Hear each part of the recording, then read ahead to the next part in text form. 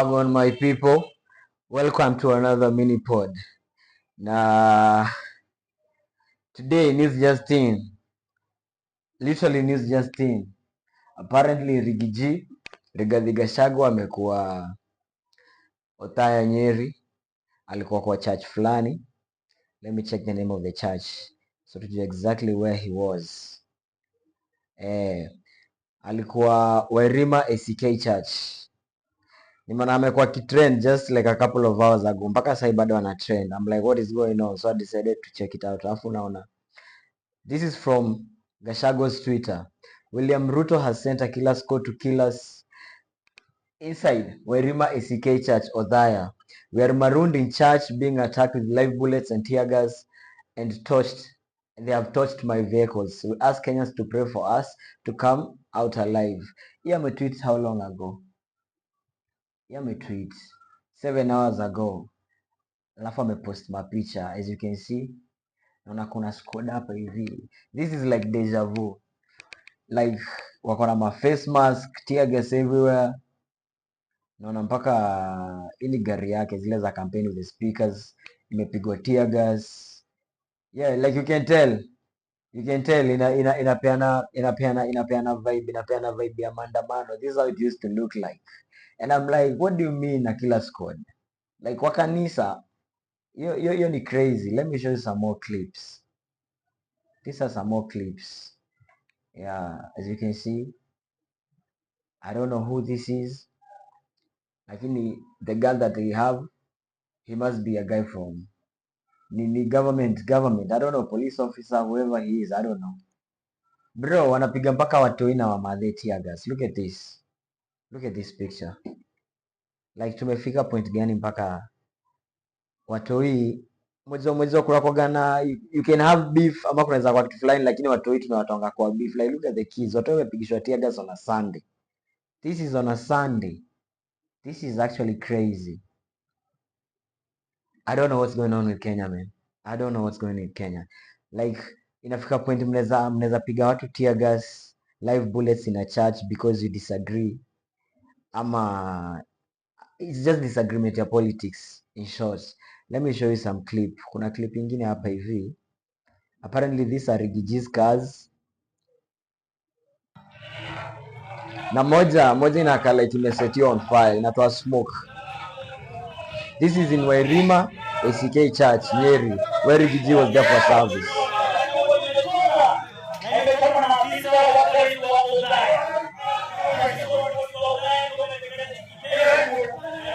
Oh,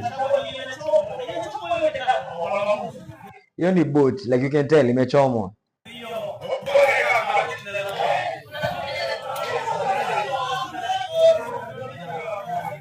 Do you see that? Siko umeona hiyo? Tell me if I'm wrong. That's a bullet. Kwa windscreen. And I guess this was the bulletproof. Nini zile bulletproof cars alikuwa amesema ameacquire, because I think your bullet haija penetrate. As you can see, it's just a crack, but you can tell it's actually a bullet. I don't think iliweza kupenetrate, as you can see. And I was saying, I understand why alikuwa anachukua the armored cars. MP wa Kiambu Koimbori was like, why is he getting armored cars for himself? This is the answer. He knows how far they can go.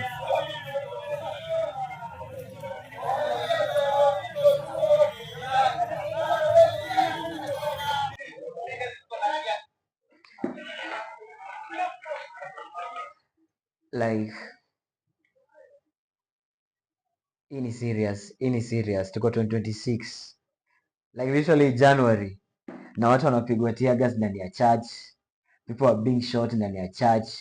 Like what is going on, guys? What is going on in Kenya? Kalonzo pia ametoa statement, unaweza kusikia amesema aje. Apparently later alikuwa church. If anything happens to Rigathi Gachagua, William Ruto, you will not have a country. Beginning with yourself.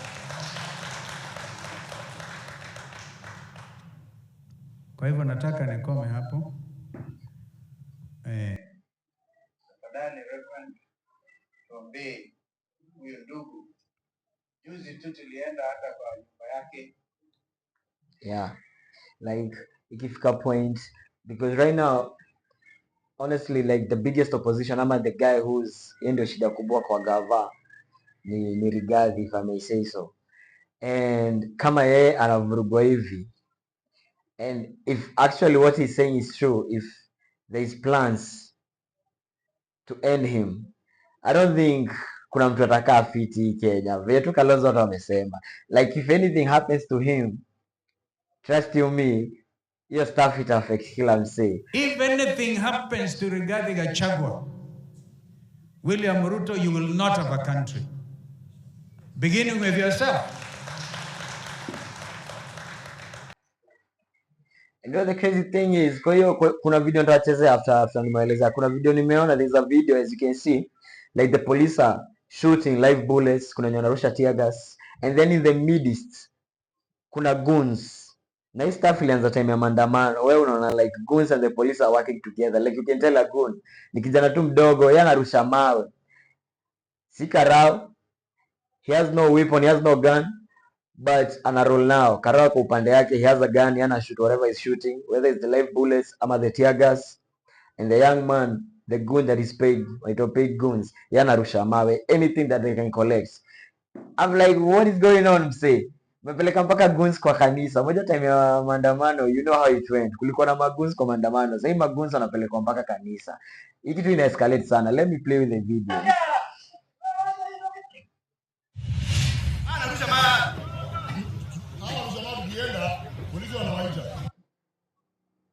Do you see that? Do you see that?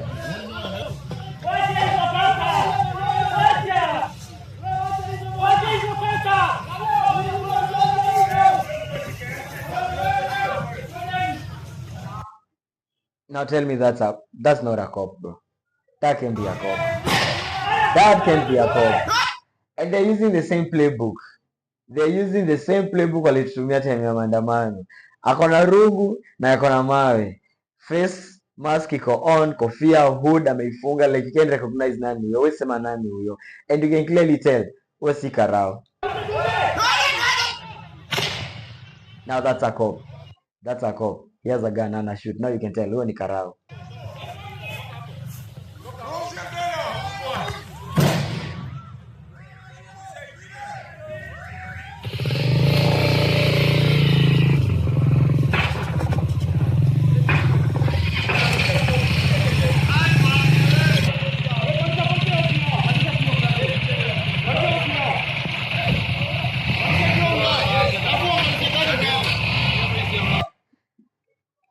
Nataka msiangalie.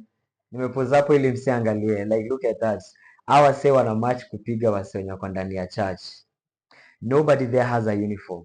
But to assume kuna gari ya polisi, they're like two of them, you can tell, unaziona like the two pickers hapo hivyo, na kuna wenye wako na guns, so they must be police. But you can't tell because bado kuna mavijana huko upande. Look at the keys, bro. Like what is this?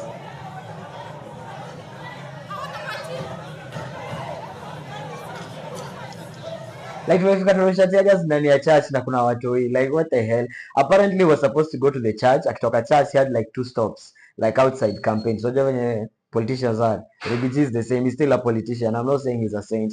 Ataenda church, after church atoke huko nje because he knows it's a Sunday.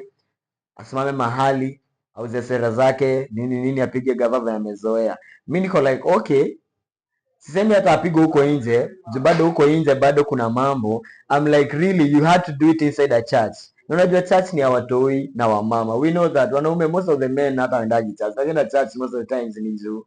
Apart from the few percentage you actually go to church, enda juu ya familia na watoi. So unajua if ukirusha tear gas ndani ya church na ushoot ndani ya church ama any form of violence towards the church ndani, unajua nani unastahili ku expect huko ndani? Ni watoi na wamate. Check this clip out.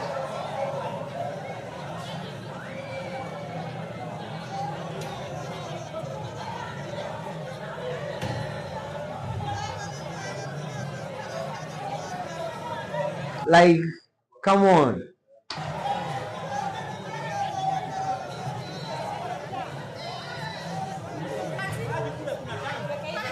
Mpaka exactly like what I'm saying, was a vulnerable mpaka unajua tu wazee na church. Look at this all uni kukaa msee bro. Ara kupigwa tear gas. Come on. Come on. This is a new law. Come on.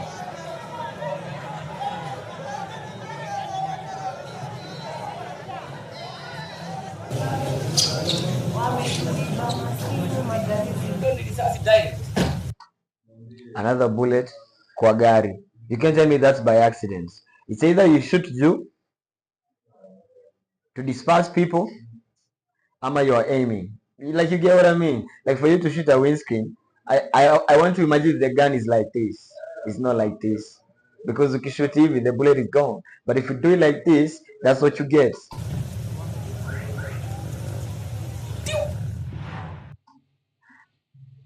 Niko conflicted kidogo. I have my own takes. Alafu nimeona he has said, this is what he has said. I thank God for his mercy and kindness. I thank the residents of Othaya for helping my private security to evacuate me to safety. So I guess he's safe. This is from his Twitter. I am now safe. I've just arrived to my home in Wamunyoro. So I guess he's safe. Amefika vizuri. He was able to escape the situation. Mmoja pia kuna security na wase walikuwa kwa mafans wake, so they made sure he was out. Sasa kuna kitu kingine nataka tuongelee, because for the police to be there lazima kuwe na orders given, because police always toka to police station na wende huko. I don't believe kuna ranks na near police station where like orders are given from somewhere and then you have to go. Like, you know, police, the army, they take orders. So I'm like, who is the biggest don for the police? Inspector General. Now, who is the boss, the biggest boss of the Inspector General? The Minister of Interior. Who is the Minister of Interior? Murkomen. Everybody knows Murkomen. So Murkomen pia ametoa statement. Let me read his statement. This is a statement. The Minister of Interior, mkubwa wa mapolisi wote Kenya. This is what he had to say.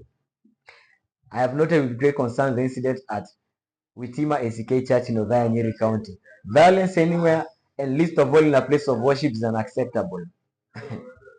Okay, sawa, wacha tuendelee. Let me keep my opinion to myself kwanza. I've spoken with the Inspector General of Police, Mr. Douglas Kanja. Agency mnajua Kanja. Kanja, we know you, we know. Who has assured me that investigations are underway with the urgency this matter deserves and that the perpetrators will be brought to justice. Here's my question. Who are the perpetrators? The perpetrators are the police and the goons. Na goons wako hapo juu, the police have allowed them to be there because they're working together. Kama na kwa clip. I'm dealing with facts because iko tu hapo hivyo. The perpetrators are the police. See, you know who is there. Mnajua ni polisi gani wametumwa. It's easy, like you can call. Nani alikuwa ametumwa huko? Ni gari ya police station gani ilitumika huko? Okay, who is in the car? Who was there? That's how you deal with them. This is what he's saying. The police must move without fear or favor and deal decisively with the sponsors and perpetrators of this act, without regard to their status in society or political affiliation. As a government, we remain firmly committed to upholding the tenets of democracy, including the rights to lawful assembly and freedom of worship, which is in the constitution. Kenya ni freedom of worship. I urge members of the public in the area to remain calm as law enforcement agencies address the matter. Mnajua hii minipod yangu inaitangwaje? Agree to disagree. I disagree with him. You know why? I don't trust him. They do this. Like, there's no way you don't know your stuff ilikuwa iende happen. There's no way the Inspector General hajui polisi walikuwa wametumwa huko. There's no way unaweza niambia ati kitu ime happen, you guys, you have no idea. Ati sasa ndio mnaanza kuinvestigate. That's a lie. But that's my own opinion. Because mimi nimeona venye walideal na maandamano. And I feel this is the same playbook. Even these tweets, like I copy paste ni edits and then put like statements za maandamano, and it's the same fucking statement. This is what they used to do. Kwanza I don't trust the Inspector General. Like, bro, if you know, you know. Umsi atastahili kuwa hapo hivyo. In fact, akona mangori zake kibao kutoka maandamano, which by the way bado hazijasoliwa, and it's the guy we are supposed to trust to investigate nini ime happen leo. I don't trust that at all. Anyway, there's another take nimeona, and I want you guys to tell me what you think. There's another statement nimeona, and it has had me thinking, because me, I was wondering, in a purpose gani for the president to attack Rigiji inside the church, and we all know the president kura zake mingi zinatokaga church. He donates money in the church.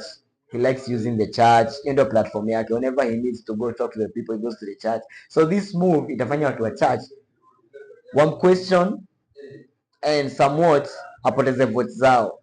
And I was like, what is the end goal? Like, mi na feel umechoma rada, what is the end goal? But someone, Bravin Nuri from Twitter, has a different take.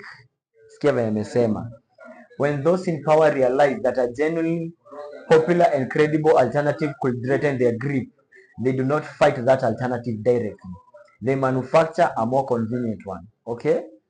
Meshika, they manufacture a more convenient one. They elevate a figure who is loud enough to dominate headlines, visible enough to attract attention, but flawed enough to never unify the country or command broad national legitimacy. Okay, now who is loud enough to dominate headlines? Hapa ni Rigathi. Visible enough to attract attention, Rigathi, but flawed enough to never unify the country. You know how people say Rigiji, yes, ni anapiga the regime, but he has a flaw. Tribalism, which in a limit, he comes out very tribalistic, which in a limit could unify the whole nation. You get what I mean? Like this guy, anafikiria. So the goal is not to make him win, but to make him divide. You give him the microphone, you inflate his sense of inevitability, you push him into believing he's the people's candidate. And right now as we speak, people believe Rigiji, a lot of people, he's the people's candidate. Jo anapigwa na serikali, ajaribu kutetea Wakenya na nini. But at the same time, wasana sawa, he's so flawed. To unify the country ni story ingine. Because of the line of tribalism yanatumianga sana. Ina limit kwa watu wengine wako like, msi ataka anapiga serikali is very tribalistic. Okay, you can even let him declare that he will go all the way to the ballot with or without consensus, and then the trap closes. Instead of one strong opposition front, you now have multiple competing egos, fractured voting blocks, regional emotional politics, and a guaranteed split in the protest votes. And I was like, oh, aya, labda wase wanacheza the bigger games. Unasikia wase wasemanga, you playing checkers and playing chess. You feel me? And I'm like, oh, wow, okay, that might actually be a good point. Hapo unasikia anaendelea kusemaje, from a distance it looks like democracy, but when you zoom in up close it is choreography. In such cases, the participants either know the role they are playing or sometimes they don't. Unasikia vile anasema, Rigiji might know the role that he's supposed to play kwa ingori, or he might be clueless, but those with wide open eyes can see. Hapo anaendelea kumalizia, this is not really about Rigiji as a person, it is about what role he's being allowed to play in the bigger game. So we might actually be thinking wanafanya akwe more popular, but they're making him more popular ili iwaserve. I don't know what you guys think, but the political game as you know it's a lot of mind games. Pia watu wasali kufikiria perspective, because right now the emotions are running very high. And anaelewa kwa nini hawezi tiaga watoto wa mama, watu wazee, mapasta ndani ya kanisa. Hata kama it's a move, that's a very low bar. Umeka bar iko chini sana, because now it means kani church mnaweza piga hivyo, anyway it can go down. For minipod, let's agree to disagree. That's the updates. Tuendelea kufuatilia. For now naweza kuambia Rigiji amefika kwa nyumba yake, he's safe. His private security na mafans wake, they make sure he was safe, walimtoa hapo hivyo. Apparently umeona he couldn't use the cars, so I guess walipotea na njia nyingine. Kitu ya pili, the Minister of Interior Murkomen ati instruct Inspector General I investigate what is going on, which is like, come on now, but yeah, we'll see where that goes. Kalonzo amesema that is a very bad move, because anything ikihapenia Rigiji, Kenya inakuwa ngori. That's it for now. Pray for Kenya, man. Kenya deserves better. Na I don't know where we are going. So next year ni elections na tuko 2026 na ni January. Naambia tu vijana chukueni kura, na pia mkange mkijua hata in between kioskai there is another story inside the story. It is not just haizi kuwa tu ni hivi. The government does not do anything bila kufikiria. Wanafikiria ma outcomes kadhaa. So pia tukaerada wanaweza kuwa wanatupanga. Pia Rigiji pia anaweza kuwa anatupanga. Kumbuka ni sisi kwa sisi. Wananchi kwa wananchi. We are out. Minipod, let's agree to disagree.